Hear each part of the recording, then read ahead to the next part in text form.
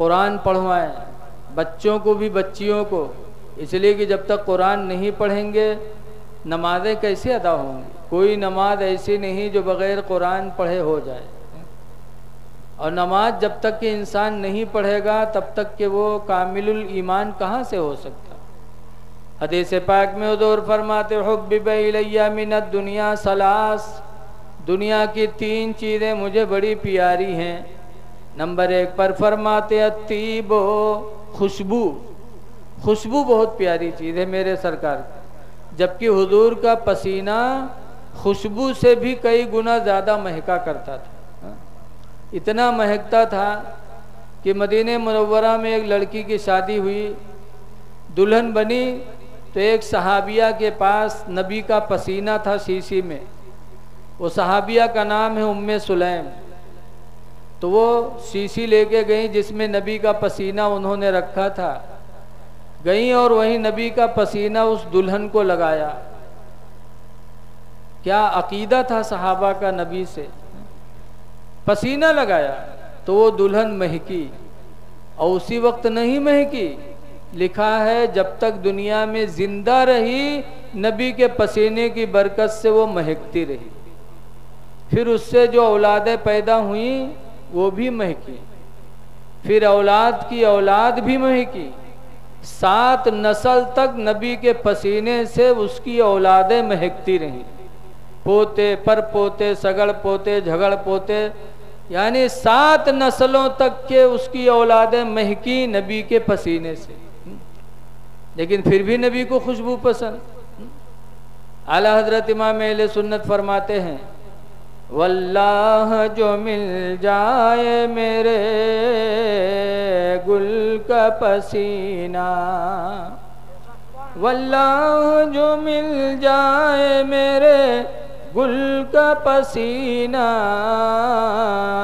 मांगे न कभी इतर न फिर चाहे दुल्हन फूल। खुशबू पसंद थी सरकार को, जबकि पसीना महका करता था। और आज हमारा पसीना बदबू करता है और हम खुशबू से प्यार नहीं करते। लेकिन जब पसीना होगा तो खुशबू उसमें लगाना ही बेकार है। इसलिए साफ सुथरा हो, नहाओ तो खुशबू लगाओ। दूसरे नंबर पर सरकार फरमाते हैं वन्निसा, और निकाह में रहने वाली औरत मुझे पसंद है। नंबर 1 पर खुशबू पसंद और निकाह में रहने वाली औरत पसंद। जो औरत निकाह में रहे, मर्द को चाहिए कि उसकी तारीफ करे, उसी औरत को सबसे ज़्यादा खूबसूरत तस्वुर करे, क्योंकि नबी की सुन्नत है कि जो निकाह में आ जाए उसे दुनिया की सारी औरतों से इंसान खूबसूरत समझे। और इंसानी फितरत है कि जब बीवी की तारीफ करोगे, कहोगे तुम्हारी जैसी कोई नहीं, तुम बेमिसाल हो, तो इतनी खिदमत करेगी, इतना काम करेगी कि तुमको कभी कहने की ज़रूरत नहीं पड़ेगी। और नबी की सुन्नत का सवाब भी आप पाते रहेंगे। लेकिन आज हाल देखा जाता है कि बहुत से नौजवान आई हैं तो कहीं आज फलाने जगह एक औरत का देखा रहा है, बहुत खूबसूरत, बहुत खूबसूरत। तो इस्लाम ने मना किया कि दूसरी औरत की तारीफ अपने औरत के सामने मत करो, करना नहीं चाहिए, अपनी औरत की तारीफ करना चाहिए। इसलिए ऐ लोगों, जो निकाह में आ जाए नबी की सुन्नत समझ करके उससे मोहब्बत करो, यही सुन्नत नबवी है, उसी को अच्छा समझो। और तीसरी चीज सरकार को क्या पसंद थी, सरकार फरमाते जुइलत कुर्रत ऐनी फिस सलाह, मेरी आंखों की ठंडक नमाज में कर दी गई है। कि जब इंसान नमाज पढ़ता है तो मेरे आंखों को ठंडक मिलती है। नबी की आंखों को ठंडक पहुंचाओ ताकि उनकी शफात क़यामत के दिन हमारे तुम्हारे काम आए। जैसे कि ये भी हाफिज साहब ने पढ़ा था कि वुसअतें दी हैं खुदा ने दामने महबूब को, वुसअतें दी हैं खुदा ने दामने महबूब को, और जुर्म खुलते जाएंगे और वो छुपाते जाएंगे, जुर्म खुलते जाएंगे और वो छुपाते जाएंगे।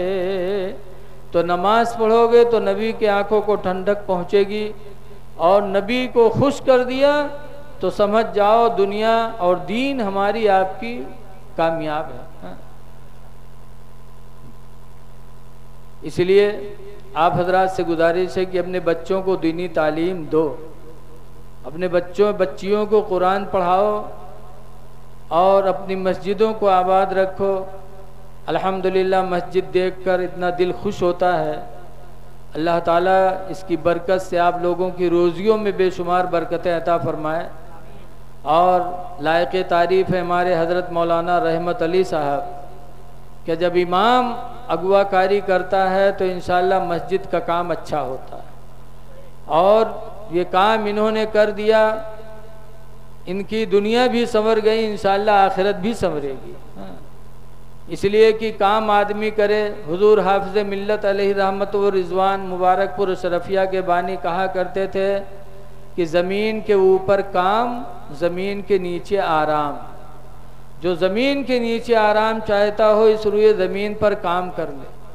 तो मस्जिद इतनी अच्छी बनाई, लेकिन ज़रूरत है कि इस मस्जिद को हम आबाद करें, और आबाद करने के लिए हमें इस्लामी तालीम ज़रूरी है। वरना बहुत से लोग बूढ़े हो जाते नमाज पढ़ते पढ़ते, लेकिन देखा जाता है उनका वज़ू ही नहीं होता। धुलेंगे तो कोहनी सूखी रह जाएगी, चेहरा धुलेंगे तो ऐसे धुलेंगे इधर उधर का हिस्सा छूट जाएगा। जब वज़ू नहीं होगा तो नमाज कैसे होगी? तो इसलिए इल्म दीन की तरफ अपने बच्चों को राग़िब करो। खुश नसीब है हमारे हाजी अब्दुल हकीम साहब, जिन्होंने अपने बच्चों को आलिम भी बनाया, और आलिम बनाने के बाद उन्होंने दुनियावी तालीम का भी रुख किया, और अल्हम्दुलिल्लाह उसमें कामयाब भी हैं। खुदा करे आगे की मंजिलें अल्लाह इनके लिए आसान फरमा दे। तो कल होने वाला निकाह को अल्लाह ताला बाबरकत फरमाए, और इस निकाह की महफिलें अल्लाह ताला हम सब को अता करे। एक बात याद रखो कि सहाबे किराम को सरकार से कितनी मोहब्बत थी। आखिरी बात है, सुन लो। एक दिन हज़रत उमर फ़ारूक़ आज़म रदी अल्लाह अन्हु, एक दिन मैं मिशकात पढ़ा रहा था, तो उसमें मैंने पढ़ाया कि हज़रत उमर रदी अल्लाह ताला अन्हु एक दिन घर से निकले और कहा मैं आज नबी करीम को हंसाऊँगा, ऐसी बात करूँगा कि जिससे नबी करीम को हंसी आए।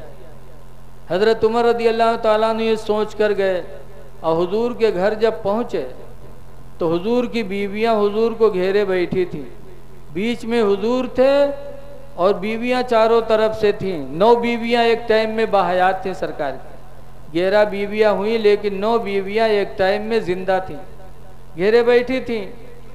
किस लिए? खर्चा मांग रही थी। सब कहती थीं कि जो आप महीने में खर्च देते हैं पूरा नहीं होता, आप खर्चा हम लोगों का बढ़ाइए। सरकार सबके महीनवारी बांधे हुए थे कि इस महीने में इतना तुमको मिलेगा, तुमको मिलेगा, तुमको मिलेगा, देते थे। औरतों को भी खर्च देना चाहिए, अल्लाह के रसूल देते थे, लेकिन उन औरतों ने कहा खर्चा बढ़ाइए। बैठे थे सरकार। इसी दरमियान में हज़रत उमर पहुंच गए और गए हंसानी की नीयत से। कहा अल्लाह के रसूल एक मसला बता दीजिए। कहा बोलो। कहा एक आदमी है और उसकी बीवी उससे खर्च ज़्यादा मांगती है, जितना वो खर्चा देता उसकी बीवी कहती पूरा नहीं होता और बढ़ा के दीजिए, तो उसके बारे में आप क्या कहते हैं? तो सरकार हंस पड़े और हंस के कहते उमर जो तुम पूछने आए हो वही तो मेरे घर में छिड़ा हुआ है, जो तुम पूछ रहे हो वही तो यहाँ हो रहा है। ये सब खर्च मुझसे मांग रही है कि खर्चा बढ़ाओ, खर्चा बढ़ाओ। हज़रत उमर का इश्क़े रसूल देखो। हज़रत उमर की लड़की हफ्सा हुजूर के निकाह में थी। हज़रत अबू बकर की लड़की आयशा हुजूर के निकाह में थी। हज़रत उमर ने जब सुना, गए थे हंसाने, लेकिन इश्क़े रसूल और मोहब्बत रसूल देखो, जब सुना कि खर्चा मांग रही हैं तो हजरत उमर आगे बढ़े और अपनी बेटी हफ्सा का गला पकड़ के गए, दबाया गला, कहा तो सरकार को तकलीफ दे रही है, जो सरकार देते उस पर तो इक्तिफा नहीं करती। गला पकड़ के दबाया, कहा सरकार को तकलीफ देना चाहती है। हजरत अबू बकर आगे बढ़े और उन्होंने भी अपनी बेटी आयशा का गला पकड़ के दबाया, घटर हुआ, कहा सरकार को तकलीफ देगी, सरकार को तकलीफ देगी, जो सरकार दे रहे हैं उसी पे सब्र करो। अब मुसलमानों यहाँ से देखो कि सहाबा को नबी से कितनी मोहब्बत थी, अपनी औलाद से कम, नबी से ज्यादा। अपनी औलाद का गला दबा रहे हैं कि सरकार को तकलीफ नहीं होनी चाहिए। पता चला कि सहाबा इसीलिए कामयाब हुए कि उन्होंने सबसे ज्यादा अगर किया तो मोहब्बत रसूल किया। इसलिए आप लोग भी अपने नबी से मोहब्बत करो। दूसरा मसला ये भी मालूम हुआ कि औरत को ज़्यादा मुतालबा नहीं करना चाहिए। शौहर की हक हलाल कमाई पर औरत को सब्र करना चाहिए।